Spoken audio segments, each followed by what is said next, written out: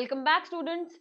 आज हम स्टार्ट करने जा रहे हैं अपना पार्ट 4 जिसमें हम डिस्कस करेंगे अपने चैप्टर 3 के एनसीईआरटी क्वेश्चंस। आगे के क्वेश्चंस डिस्कस करते हैं। अब यहाँ पे फर्स्ट क्वेश्चन है हमारा, which of the following pair will give displacement reactions. Displacement reactions की बहुत बार बात कर चुके हैं ना। अगर हमारे पास क्या होगा, रिएक्शन होगी A plus B C, where A क्या होना चाहिए, ए होना चाहिए हमारा मोर रिएक्टिव मेटल, तभी क्या होता है, ये डिस्प्लेस कर देगा किसको, ये डिस्प्लेस कर देगा बी को उसके सोल्यूशन से और क्या बना लेगा AC प्लस बी, है ना, यही रिएक्शन हो जाएगा। बट इसके लिए इंपॉर्टेंट क्या होता है, ये जो हमारा ए है बहुत ज्यादा इंपॉर्टेंट है कि ये क्या हो, मोर रिएक्टिव देन बी हो, है ना, ये रिएक्शन होनी चाहिए। तो अब हमसे पूछ रहा है कि कौन सा पेयर देगा डिस्प्लेसमेंट रिएक्शन। मतलब अगर 4 ऑप्शंस है तो चारों में से एक ही ऐसा ऑप्शन है जिसमें डिस्प्लेसमेंट रिएक्शन हमें देखने को मिल जाने वाली है ना। तो पहला सोल्यूशन देखते हैं, NaCl solution and copper metal. अब देखो NaCl का आपके पास सोल्यूशन है, साथ में कॉपर है। कॉपर के साथ अगर हम रिएक्शन करा रहे हैं, कॉपर क्या होना चाहिए था, मोर रिएक्टिव होना चाहिए था किससे, सोडियम से। क्या होता है, क्या ऐसा कॉपर क्या होता है सोडियम से मोर रिएक्टिव, बिल्कुल भी नहीं। तो ये रिएक्शन तो नहीं होगी, फर्स्ट ऑप्शन तो बिल्कुल भी नहीं हो सकता है ना। नेक्स्ट ऑप्शन देख लेते हैं अपना B option, MgCl2 solution and aluminium metal. हमारे पास क्या है, MgCl2 सोल्यूशन, हमने ले लिया MgCl2। अब इसके साथ में क्या होना चाहिए, मैग्नीशियम से मोर रिएक्टिव मेटल होगा तो ही हमारी रिएक्शन हो जाएगी।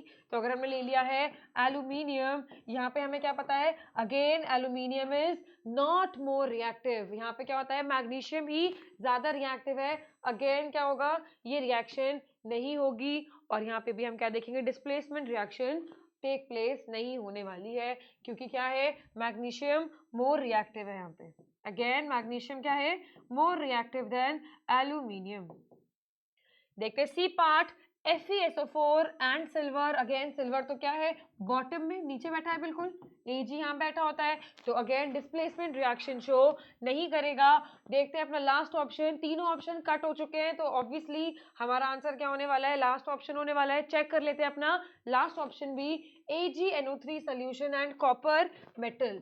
We have AgNO3 solution and copper metal. अब अगर हमें ना थोड़ा भी आइडिया है किसका, अपनी रिएक्टिविटी सीरीज का, तो हमें क्या पता है, यहाँ पे टॉप है, ऊपर पे क्या है, टॉप वाले मेटल है जो क्या होते हैं हमारे हाईली रिएक्टिव, बॉटम में हमारे पास प्रेजेंट है लीस्ट रिएक्टिव मेटल्स। यहाँ पे क्या है, हमारे लीस्ट रिएक्टिव मेटल्स प्रेजेंट है, जिनमें कौन कौन आते हैं, हमारे सिल्वर, Ag, Au, Pt, ये सारे होते हैं। और इससे ऊपर क्या आता है हमारा, इससे ऊपर आता है हमारा कॉपर मेटल, और उससे ऊपर होती है हमारी हाइड्रोजन। हाइड्रोजन को क्या लेते हैं हम अपना रेफरेंस, हाइड्रोजन से नीचे वाले लीस्ट रिएक्टिव, हाइड्रोजन से ऊपर वाले हाईली रिएक्टिव। तो हमने क्या देखा, Ag और कॉपर में अगर कंपटीशन होगा तो कॉपर क्या है हमारा, मोर रिएक्टिव है। किससे रिएक्टिव है, सिल्वर से रिएक्टिव है। सिल्वर ये रहा, सिल्वर से ऊपर बैठा है हमारा कॉपर, तो इस केस में क्या हो जाएगा, डिस्प्लेसमेंट रिएक्शन हो जाएगी।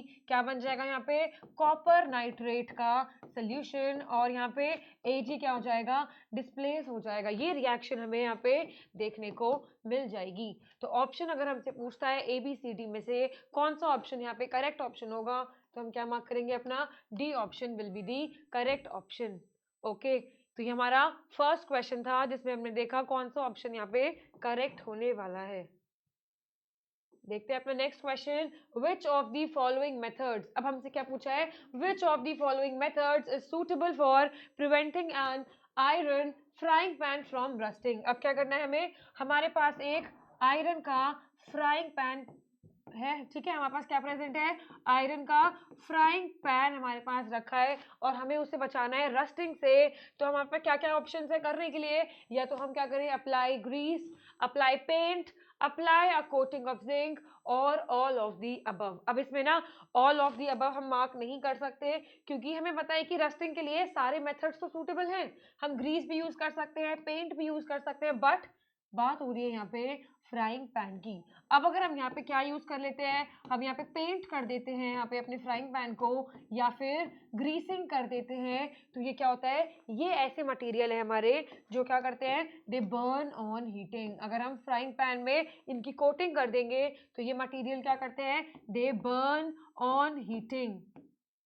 और अगर हमने ये यूज़ किया है तो ये बर्न करेगा और हमारे लिए ठीक नहीं होगा। They can be very very reactive, poisonous हो सकता है, तो हम इसमें फूड मटेरियल को कुक नहीं कर सकते, है ना। तो हम यहाँ पे ग्रीस नहीं यूज़ कर सकते, पेंट नहीं यूज़ कर सकते।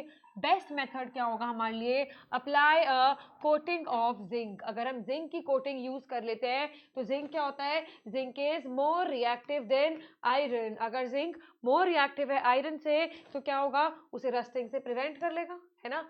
तो हम क्या करेंगे, अगर हम जिंक यूज करते हैं तो यहाँ पे हम क्या कर सकते हैं, we can prevent our frying pan from rusting. क्यों, क्योंकि हमारा जिंक जो होता है this is more reactive than iron. So option C will be the correct option in this question.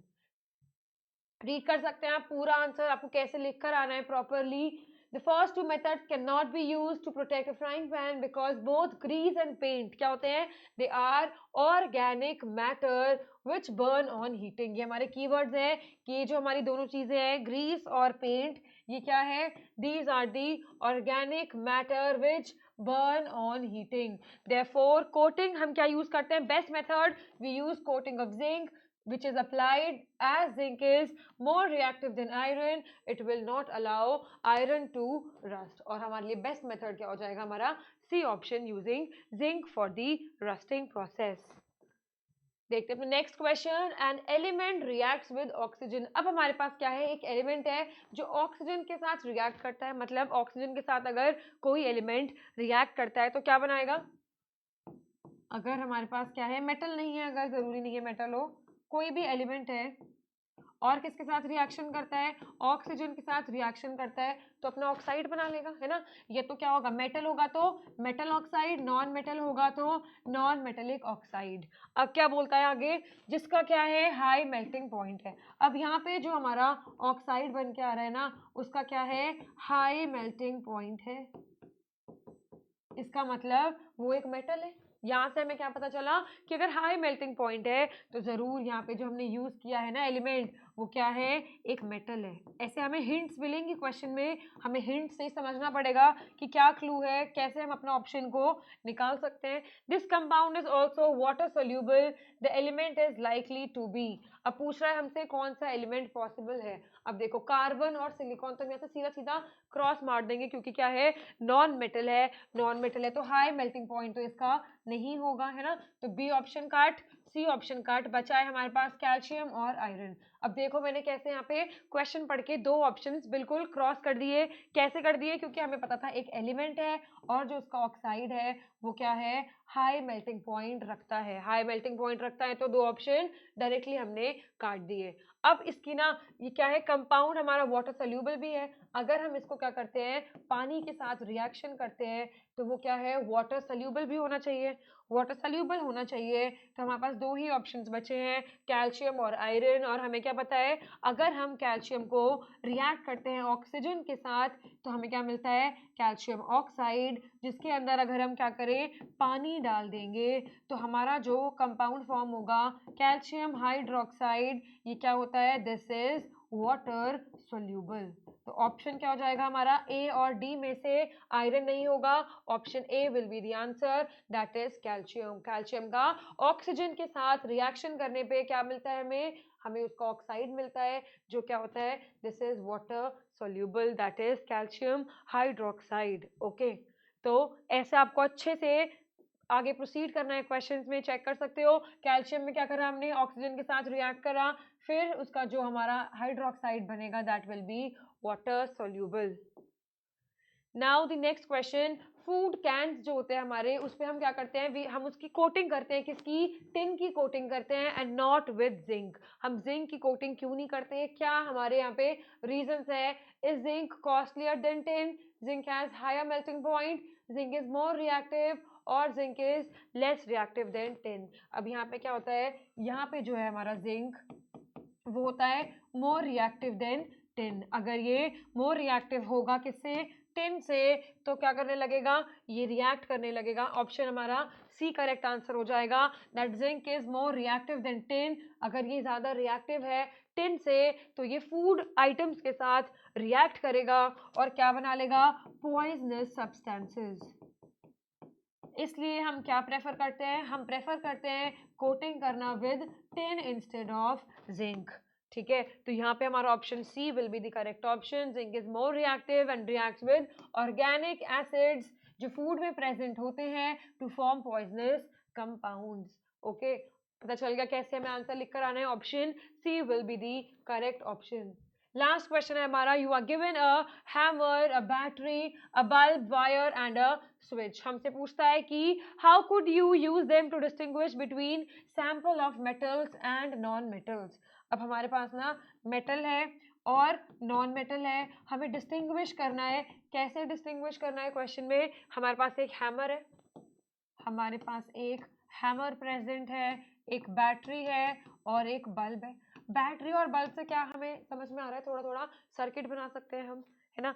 Circuit बना लेंगे तो कुछ ना कुछ तो कर सकते हैं। यहाँ पे देखते हैं अपना फर्स्ट ऑप्शन क्या पूछता है हमसे कि how could you use them to distinguish between sample of metals and non metals. अब देखो हमें क्या पता है कि ना जो हमारे मेटल्स होते हैं उसको हम क्या कर सकते हैं, हम उसे शीट्स में ब्रेक कर सकते हैं। मतलब मेटल से हम क्या कर सकते हैं, हमारे पास हैमर प्रेजेंट है तो हम क्या कर सकते हैं, मेटल्स को we can beat them into sheets. और इस प्रॉपर्टी को क्या बोलते हैं हम, मेलिएबिलिटी। क्या बोलते हैं इस प्रॉपर्टी को हम, मेलिएबिलिटी।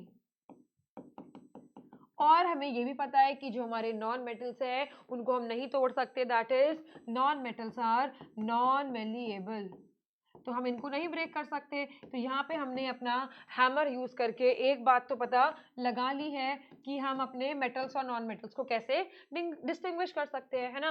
तो हमारा ऑप्शन ए तो हो गया है।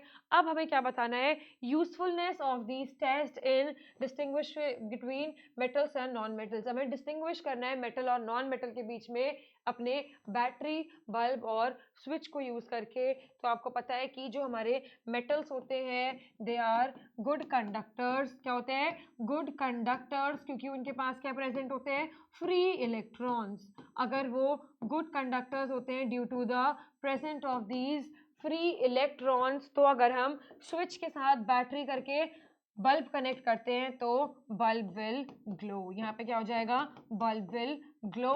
वेयर एज नॉन मेटल्स के केस में ऐसा कुछ भी नहीं होगा। अगर हम करंट कंडक्ट करवाते हैं तो बल्ब क्या होगा, हमारा ग्लो नहीं करेगा। इस केस में हमारा करंट पास नहीं होगा, इस केस में हमारा करंट पास हो जाएगा। अच्छे से देख लो एक बार दोनों क्वेश्चंस, कोई भी डाउट है पांचों क्वेश्चंस में।